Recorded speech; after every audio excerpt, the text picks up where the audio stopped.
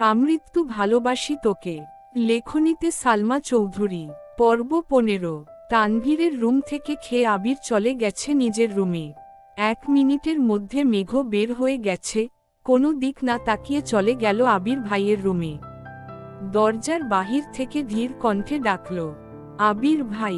কোনো সাড়া নেই। দ্বিতীয়বার আর একটু জোরে ডাকল, আবির ভাই। আবির বলল, ভেতর আয়। আবির আধশোয়া অবস্থায় ফোনে কি যেন করছে। ফ্যানের বাতাসে আবিরের চুলগুলো এলোমেলো উড়ছে।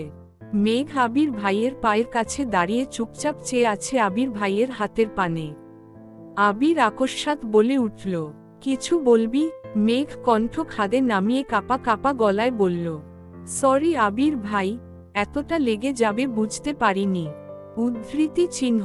আবির স্বাভাবিক কণ্ঠেই উত্তর দিল, আমি কি কিছু বলেছি তোকে? মেঘ পুনরায় বলে উঠল, বেশি ব্যথা লাগছে? মলম লাগিয়েছেন?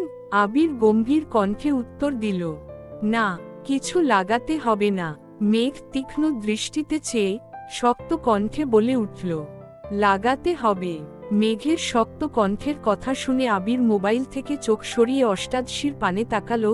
মেঘের চোখে মুখে অধিকারবোধ স্পষ্ট প্রতীয়মান হচ্ছে। আবির নিরুদ্বেগ কণ্ঠে বলল, তাহলে তুইই লাগিয়ে দে। এতক্ষণ শক্ত থাকলেও এই কথা শোনার পর মেঘ আর শক্ত থাকতে পারল না। বুকের ভেতর অনুভূতিরা ঢোল বাজিয়ে নৃত্য করছে। হাত পায়ের কম্পন তীব্র হতে শুরু করেছে। আবির ভাইকে মলম লাগিয়ে দিবে এটা ভাবতেই বারবার শিউরে উঠছে অষ্টাদশী। আবির পুনরায় শক্ত কণ্ঠে বলল, হয় নিজে লাগিয়ে দিয়ে যা, না হয় চুপচাপ ঘুমাতে যা। আমি লাগাতে পারবো না। উদ্ধৃতি চিহ্ন। আশপাশে তাকাচ্ছে মেঘ। চোখ পড়ল ড্রেসিং টেবিলের উপর রাখা মলমের দিকে। মলমটা হাতে নিয়ে আবির ভাইয়ের কাছাকাছি বসল। হৃৎপিণ্ড ছুটছে এদিক সেদিকে। আঙুল কাঁপছে অষ্টাদশীর। শীতল হস্তে আলতোভাবে মলম ছুয়ালো আবির ভাইয়ের হাতের সেই কাটা অংশে। হালকা কাঁপল আবিরের হাত। মেঘ পূর্ণ মনোযোগ দিয়ে মলম লাগিয়ে দিচ্ছে। আবির ভ্রু গুটিয়ে শান্ত কণ্ঠে বলল, ভাবিস না তোকে দিয়ে খাটাচ্ছি আমি। যে ভুল করবে শাস্তি তো তাকেই পেতে হবে। মেঘ মনে মনে ভাবছে, এরকম হাজারটা শাস্তি পেতেও আমি রাজি। আবির অভিভূতের ন্যায় নিষ্পলক চেয়ে আছে মেঘের দিকে। আবির ভাইয়ের দৃষ্টি বুঝতে পেরে মেঘ চিবুক নামালো। কোনো দিকে না তাকিয়ে কোনোরকমে মলম লাগিয়ে চুপচাপ রুম থেকে বের হয়ে যাচ্ছে। যেন আর কিছুক্ষণ আবির ভাইয়ের কাছাকাছি থাকলে নিজেকে বাতারা চিহ্ন চাতে পারবে না। আবির একবার হাতের দিকে দেখল, তারপর অষ্টাদশীর যাওয়ার পানে তাকিয়ে মৃদু হাসল। সকাল বিকাল মেঘের নজর শুধু আবির ভাইয়ের হাতের দিকে। কেটে গেল কয়েকদিন। খান বাড়ির প্রতিটা মানুষ ব্যস্ত নিজের কাজে। ইকবাল খান সিলেট থেকে রাতে ফিরেছেন। সেই খুশিতে সবাই জড়ো হয়েছে ড্রয়িং রুমের সাথে বাহারি খাবারের মেলা। সবাই আড্ডা আর খাওয়ায় ব্যস্ত থাকলেও বরাবরের মতোই আবির ব্যস্ত ছিল নিজের কাজে। সামনের মাসের 1 তারিখ নিজের অফিস শুরু হবে, তাই সবকিছু গুছাতে হচ্ছে। সাথে আবিরের বেস্ট ফ্রেন্ড রাকিব আর রাসেল তো আছেই। রাকিব আর আবির প্রাইমারি স্কুল থেকে বেস্ট ফ্রেন্ড, তারপর তাদের জীবনে আসে রাসেল। বর্তমানে তারা 3 জনের জীবন এক সুতোয় বাঁধা, তাই কোম্পানিও শুরু করছে একসাথে। এছাড়াও আরও 2 বন্ধু আছে আবিরের, মোবারক এবং লিমন। এই 5 জন প্রতি শুক্রবার একসাথে আড্ডা দেয়। মাঝে মাঝে তানভীরও যুক্ত হয় তাদের সাথে। তবে সব বন্ধুর মধ্যেও একজন স্পেশাল ফ্রেন্ড থাকে যে সবকিছু জানে, সেটা হলো রাকিব। সবার মাঝে আবির নেই বলে ইকবাল খান কয়েকবার আবিরকে কল দিচ্ছেন, কিন্তু আবির কল রিসিভ করছে না। কিছুক্ষণের মধ্যেই বাসায় ঢুকল আবির। পকেট থেকে ফোন বের করতে করতে বলল, সরি কাকামনি, বাইকে ছিলাম তাই রিসিভ করতে পারিনি। ইকবাল খান একগাল হেসে বললেন, সমস্যা নাই, আয় বস এসে। উদ্ধৃতি চিহ্ন। আবির ভাই আসতেই মেঘ সোফা থেকে উঠে জায়গা দেয় আবির ভাইকে। আবির এসে মেঘের জায়গায় বসে স্বাভাবিক কণ্ঠে জিজ্ঞেস করে, কেমন আছো কাকামনি? কাজ ঠিকঠাক হয়েছে? ইকবাল খান হাসিমুখে উত্তর দিলেন, আলহামদুলিল্লাহ ভালো আছি, সব ঠিকঠাক করে আসছি। আশা করি 2 মাসের মধ্যে আর সিলেটের পা দিতে হবে না। ইকবাল খান পুনরায় মজার ছলেই বললেন, তোর কোম্পানি কবে ওপেন করবি? আমাদেরকে দাওয়াত দিবি না? আবির মলিন হেসে উত্তর দিল, ইনশাআল্লাহ আগামী মাসের 1 তারিখ। তোমাদের সবার জন্য কার্ড রেডি করছি, খুব শীঘ্রই পেয়ে যাবে। ইকবাল খান অবাক চোখে তাকিয়ে বললেন, কার্ড? এত ভিআইপি আমি? আবির এবার সশব্দে হেসে উত্তর দিল, কার্ড স্পেশালি আব্বু আর চাচ্চুর জন্য। তুমি একা মিস যাবে কেন, তাই তোমাকেও দিব। তারপর তারা দুজন ব্যস্ত হলো অফিসের আলোচনায়। এদিকে মেঘ বিমোহিত নয়নে আবির ভাইকে দেখছে আর ভাবছে, একটা মানুষ এত সুন্দর করে কিভাবে কথা বলে। আলী আহমদ খান ও মোজাম্মেল খান হাজির হলো এই আড্ডায়। তাই মেঘ নিজের রুমে গিয়ে পড়তে বসেছে। শুক্রবার মানেই খান বাড়িতে হইচই শুরু হয়ে যায়। প্রতি শুক্রবারের মতো আজও বাড়িতে বেশ পদের রান্না করা হচ্ছে। মেঘ ঘুম থেকে উঠে নামাজ পড়ে ঘন্টা 2 পড়াশোনা করেছে। নিচে নেমে মিম আর আদির সাথে আড্ডাও দিতে দিতে নাস্তাও করে এসেছে। কিন্তু আবির আর তানভীরের খবর নেই। তানভীরদের এমপি মনোনয়ন পাওয়ার পর থেকে তানভীরের ব্যস্ততা বেড়ে গেছে 3 গুণ। তানভীর ছোট থেকেই ভালো ছবি তুলতে পারে। রাজনীতি যেমন তার পছন্দ, তেমনি ছবি তোলাও তার পছন্দের একটা কাজ। এমপি যেই না শুনেছে তানভীর ভালো ছবি তুলতে পারে, সেই থেকে দায়িত্ব দিয়ে দিয়েছে তানভীরের উপর। মনোনয়ন পাওয়ার পর একটা নির্দিষ্ট তারিখ পর্যন্ত এমপি কোণে জনসমাবেশ করতে পারবে না, তাই এমপির পক্ষ থেকে সভাপতি, সহ-সভাপতি, সাধারণ সম্পাদক, যুগ্ম সম্পাদক থেকে শুরু করে প্রত্যেকে মিলে নির্দিষ্ট জায়গায় জনসমাবেশের আয়োজন করে এবং এমপি বাড়ি থেকে ভিডিও কনফারেন্সের মাধ্যমে তাদের সঙ্গে কথা বলেন। এই টোটাল দায়িত্ব পড়ে গেছে তানভীরের উপর।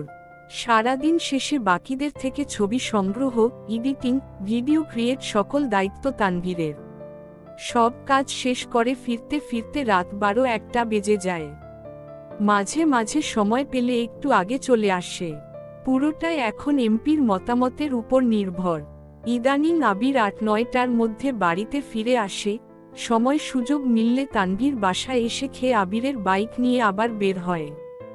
রাত করে ফেরার কারণ সকালে উঠতে একটু দেরি হয়ে যায়। আজ যেহেতু শুক্রবার তাই রিল্যাক্সে ঘুমাচ্ছে 2 ভাই। কিন্তু এদিকে মেঘ ছটফট করছে। 10টার উপরে বেজে গেছে, এখনো আবির ভাই কেন উঠছে না তা ভেবেই কুলকিনারা পাচ্ছে না। আবির যে বৃহস্পতিবার রাতে ঘুমায় না তা তো অষ্টাদশী জানেই না।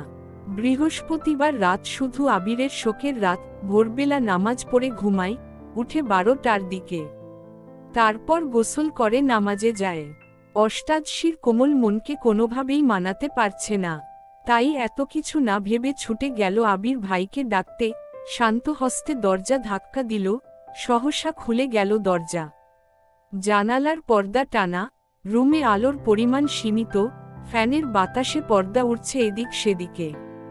মেঘ প্রথমেই বিছানার দিকে তাকায়, বারবার পর্দা সরে যাওয়ায় বাহির থেকে আসা সূর্যের আলো চোখে মুখে পড়ছে আবিরের। মেঘ আপাদমস্তক দেখল আবির গভীর ঘুমে মগ্ন, উন্মুক্ত শরীর, পেট পর্যন্ত পাতলা কাঁথা দিয়ে ঢাকা। চোখ সরালো মেঘ, দৃষ্টি পড়ল আবির ভাইয়ের তামাটে চেহারায়। কি অপরূপ সেই মুখমণ্ডল! সবাই ফর্সা ছেলেদের পিছনে ছুটে, আর মেঘ যেন এই তামাটে চেহারা, গুরু গম্ভীর, অনুভূতিহীন, হিটলার স্বভাবের লোকটার প্রতি মাত্রাতিরিক্ত ফুটবল হয়ে যাচ্ছে। মেঘের হৃৎপিণ্ডের পিটপিট শব্দ যেন জানান দিচ্ছে, সামনে আগালে তোর মৃত্যু নিশ্চিত। উদ্ধৃতি চিহ্ন। তবুও মেঘ পা টিপে টিপে আগাচ্ছে আবির ভাইয়ের কাছে, যেন নুপুরের শব্দ না হয়। আবির ভাইয়ের কাছাকাছি গিয়ে থামে। আবির অবসন্ন চেহারাটা গভীর মনোযোগ দিয়ে দেখছে মেঘ। ঘুমন্ত অবস্থাতেও আবির ভাইয়ের সৌন্দর্য যেন একটুখানিও কমেনি, বরং তা বেড়ে গেছে বহুগুণ। গাল ভর্তি ছাপ দাড়ি, সামনের দিকের লম্বা চুলগুলো ফ্যানের বাতাসে বারবার কপালে এসে পড়ছে। মেঘের মনে হচ্ছে আবির ভাইয়ের থেকে সুদর্শন পুরুষ দ্বিতীয়টি নেই। উদ্ধৃতি চিহ্ন। মেঘের হৃৎপিণ্ড ছুটছে দিকবিদিক। নিঃশ্বাসের শব্দ জোরালো হলো। ফ্যানের নিচে দাঁড়িয়েও ঘামতে শুরু করেছে মেঘ। ভাবছে চলে যাবে, কিন্তু এই শোভিত পুরুষকে রেখে যেতে পারছে না। মেঘের ইচ্ছে করছে সারা জীবন এভাবেই আবির ভাইকে দেখতে। মেঘ দাঁড়িয়ে থাকার শক্তি পাচ্ছে না, তাই আবির ভাইয়ের পাশে বিছানাতেই বসে পড়েছে। আবির তখনও ঘুমের দেশে নিমজ্জিত, অষ্টাদশী অভিনিবিষ্টের ন্যায় চেয়ে আছে। সব বাধা পেরিয়ে দীর্ঘশ্বাস ছেড়ে মেঘ আস্তে করে ডাকল, আবির ভাই। ঘুমন্ত আবিরের থেকে কোনো উত্তর আসেনি। মেঘের খুব ইচ্ছে করছে আবির ভাইকে ছুঁয়ে দিতে।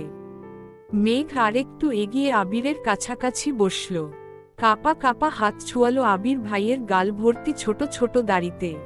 সঙ্গে সঙ্গে শিউরে উঠল সমস্ত শরীর। বোধশক্তি হওয়ার পর জীবনে প্রথমবার মেঘ নিজের ইচ্ছেতে কোনো পুরুষকে ছুঁয়েছে, যেই ছোঁয়ায় মিশে আছে ভালোবাসা, অন্যরকম অনুভূতি। জাগিয়ে দিচ্ছে অষ্টাদশীর হৃদয়ে। সহসা আবির ডান হাতে চেপে ধরল নিজের গালে রাখা অষ্টাদশীর হাত। মেঘের হাত কাঁপছে, দুনিয়া ঘুরছে, বক্ষে উথাল পাতাল ঢেউ। বরফের ন্যায় জমে যাচ্ছে সম্পূর্ণ শরীর। আবির ঘুমের মধ্যেই মেঘের আঙুলের ভাঁজে আঙুল ডোবায়, গাল থেকে তুলে নিজের হাতের মুঠোয় নেয়। আবিরের হাতের মধ্যে মেঘের আঙুলগুলো কাঁপছে দেখে আবির আর একটু শক্ত করে চেপে ধরল। মেঘের ভয়ে ভয়ে তাকিয়েছে আবির ভাইয়ের মুখের দিকে। আবির তখনও চোখ বন্ধ করেই শুয়ে আছে। আকস্মাৎ আবির আধঘুমন্ত কণ্ঠে বলে উঠল, আমি ছুঁয়ে দিলে সামলাতে পারবি তো মেঘ? মেঘ দুর্বোধ্য দৃষ্টিতে চেয়ে আছে আবির ভাইয়ের মুখবিবরে আর ভাবছে, এখনো আধঘুমে আছে মানুষটা, কিভাবে বুঝলো আমি এটা? আবির এক হাতে কাঁথাটা পেট থেকে টেনে বুকে তুলল, আরেক হাতে তখনও মেঘের হাত চেপে ধরে আছে। আবির পুনরায় কণ্ঠ ভারী করে বলল, এভাবে হুটহাট আমার রুমে আসবি না, যা তা হয়ে যাবে তখন আমায় কিছু বলতে পারবি না। সঙ্গে সঙ্গে শক্ত করে ঝাপটে ধরা হাতটাও ছেড়ে দেয়। মেঘ নির্বোধের মতো চেয়ে আছে আবির ভাইয়ের দিকে। আবির ভাইয়ের কথাটা বুঝার চেষ্টা করছে কিন্তু মোটা মাথায় কিছুই ঢুকছে না। রুমে আসলে কি এমন হবে? আবির পুনরায় বলল, এভাবে চেয়ে থাকিস না, আমার শরম করে। মেঘ সহসা চোখ গোল গোল করে তাকায়, কিন্তু আবির ভাইয়ের অভিব্যক্তি বুঝার ক্ষমতা তার এখনো হয়নি। মেঘ চুপচাপ রুম থেকে বের হয়ে গেছে। ঘণ্টাখানেক পর আবির উঠে শাওয়ার নিয়ে কালো পাঞ্জাবির সাথে সাদা প্যান্ট পরে নামাজের উদ্দেশ্যে নামছে।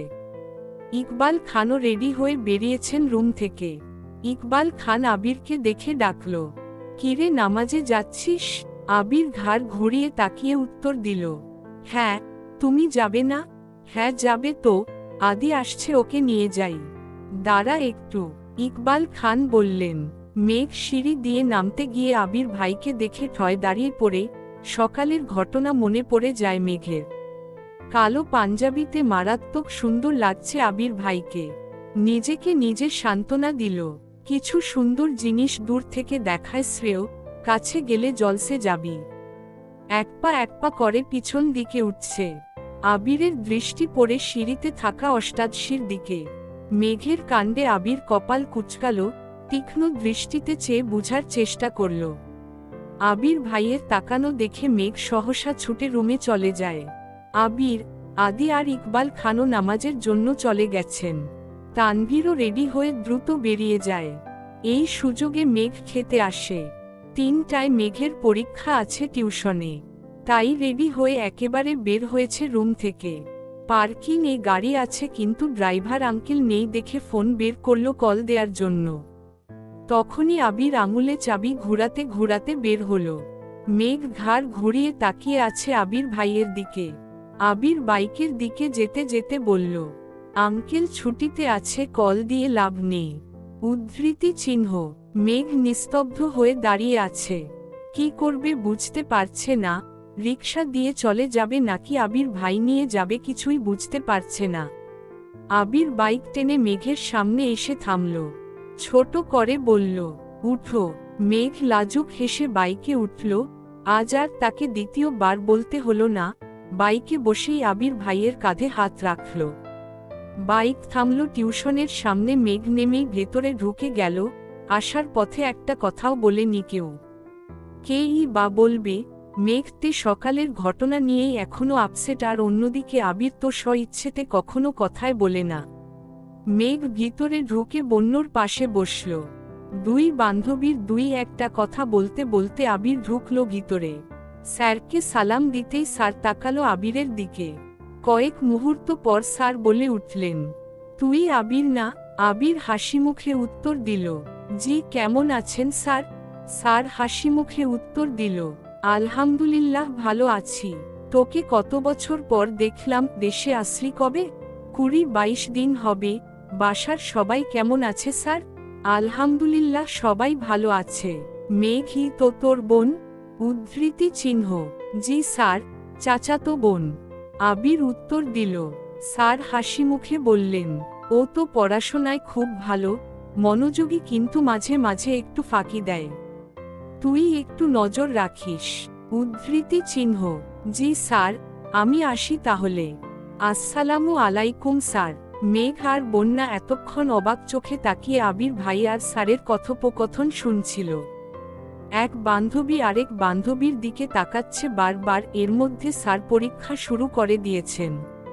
1 ঘন্টা পরীক্ষা দিয়ে বের হলো দুই বান্ধবী। আবির ভাই রাস্তার পাশে বাইকে বসে ফোন চাপতেছিলেন। মেঘকে দেখেই বাইক থেকে নেমে দাঁড়ালেন। মেঘ বন্যার থেকে বিদায় নিয়ে আবির ভাইয়ের কাছে এসে প্রশ্ন করল, আপনি যাননি? আবির সবসময়ের মতো গম্ভীর কণ্ঠে উত্তর দিল, না। আবির পুনরায় স্বাভাবিক কণ্ঠে বলল, কিছু খাবি? মেঘ মাথা দিয়ে হ্যাঁ সূচক মাথা নাড়াল। আবির বলল, কি? মেঘ ভয়ে ভয়ে বলল, বকবেন না তো? আবির গুরুভার কণ্ঠে বলল, কি খাবি বল? মেঘ কণ্ঠ খাদে নামিয়ে বলল, ফুচকা। আবির সহসা বলল, উঠো। বাইক স্টার্ট দিল, থামালো এসে একটা ফুচকার দোকানের সামনে। মেঘ নেমে সাইডে গিয়ে দাঁড়িয়েছে। আবির বাইক থেকে নেমে হেলমেট খুলতেই দূর থেকে রাকিব দৌড়ে এসে ঝাপটে ধরে আবিরকে। আকস্মিক ঘটনায় কিছুটা নড়ে উঠে আবির। রাকিব ঠাট্টার স্বরে বলল, কিরে বন্ধু, এই জীবনে তো তোকে ফুচকার দোকানে দেখিনি, তা হঠাৎ এখানে কেন? সে আসবে নাকি? আবির চোখে ইশারা দিতেই রাকিবের চোখ পড়ে মেঘের দিকে। সঙ্গে সঙ্গে আবিরকে ছেড়ে কিছুটা দূরে গিয়ে দাঁড়ায়। রাকিব হাসিমুখে জিজ্ঞেস করে, কেমন আছেন ভাসরি আপু? মেঘ আবির ভাইয়ের দিকে তাকিয়ে স্বাভাবিক কণ্ঠে উত্তর দিল, আলহামদুলিল্লাহ ভালো। আপনি কেমন আছেন? আলহামদুলিল্লাহ ভালো। আমি রাকিব, তোমার আবির ভাইয়ের ছোটবেলার বেস্ট ফ্রেন্ড। তুমি মেঘ, তাই তো? মেঘ উত্তর দিল, জি। ফুচকা খেতে এসেছ? প্রশ্ন করল রাকিব ভাইয়া। মেঘ পুনরায় ছোট করে বলল, জি। রাকিব এবার হাসিমুখে বলল, আজ আমার পক্ষ থেকে তোমার জন্য ফুচকা ট্রিট।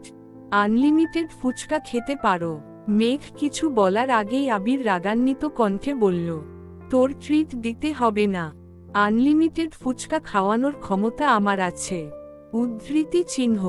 রাকিব সশব্দে হেসে বলল, আরে বন্ধু, রাগ করছিস কেন? তুই তো খাওয়াবিই সারা। এতটুকু বলতেই আবির রাকিবের মুখ চেপে ধরে।